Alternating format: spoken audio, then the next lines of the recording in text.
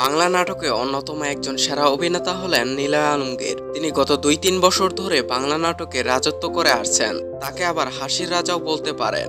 ইয়ো ইয়ো পাপা, তোমার পাঞ্জাবির কাপড় মাপা, তোমার পায়ে নতুন শুজ, আমি ঘুমাইতে পারি না রোজ।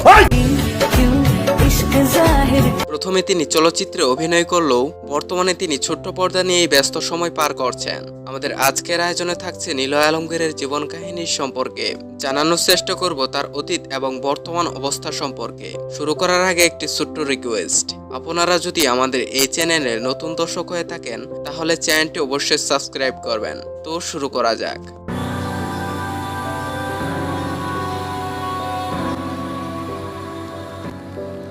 মায়ের রাখা নাম আলমগীর হোসেন, নাটকের মধ্যে নাম নিলয় আলমগীর। তিনি একজন মুসলিম পরিবারের সন্তান। তিনি জন্মগ্রহণ করেন 1984 সালে। সেই হিসেবে তার বর্তমান বয়স 39 বছর। তিনি একজন মিডল পরিবারের সন্তান ছিলেন। তার বাবা একজন বীর মুক্তিযোদ্ধা। তিনি বর্তমানে ঢাকায় বসবাস করছেন। তিনি তার লেখাপড়া শেষ করেন ঢাকা থেকে। তিনি মূলত 2009 সালে ফেয়ার অ্যান্ড লাভলি নিবেদিত হিরো হিরোইন প্রতিযোগিতায় টিকে যায়। তার প্রথম চলচ্চিত্রের নাম হলো বেলি রোড। তার জীবনের প্রথম চলচ্চিত্র ছিল এটি। তাছাড়াও তার জনপ্রিয়তার আরো একটি বড় কারণ হলো বিভিন্ন ধরনের বিজ্ঞাপন করা। তিনি মূলত বাংলালিংক সিমের বিজ্ঞাপনের মাধ্যমে সবার চোখে পড়েন। এরপর তিনি 2018 সালের দিকে ছোট্ট পর্দায় আসেন। তার প্রত্যেকটি নাটকই ইউটিউবে ট্রেন্ডিং পায়। তার কয়েকটি হিট নাটক হলো মামার বাড়ি, ছোট মিয়া বড় মিয়া, পড়ব না বিয়ে করব ইত্যাদি নাটক। তাকে মূলত হিমির সাথে জুটি বেঁধে নাটক করতেই বেশি দেখা যায়।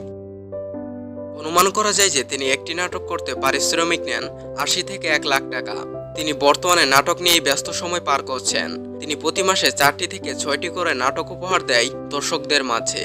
তাহলে হয়তো আপনি বুঝতে পারছেন যে তিনি প্রতি মাসে কত টাকা ইনকাম করছেন। তার রিলেশনের কথা বলতে গেলে তিনি 2015 সালে একজন অভিনেত্রীকে বিবাহ করেন, কিন্তু তাদের সংসার বেশি দিন টেকেনি।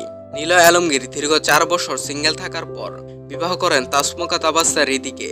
বর্তমানে তাদের সংসার টিকে রয়েছে। তো যাই হোক, আপনার দেখা নিলয়ের সেরা নাটক কোনটি তা লিখবেন আমাদের ভিডিওর কমেন্ট বক্সে। আর ভিডিওটি ভালো লাগলে একটি লাইক তো পাওয়া যায়। তো আজ এই পর্যন্তই, ধন্যবাদ।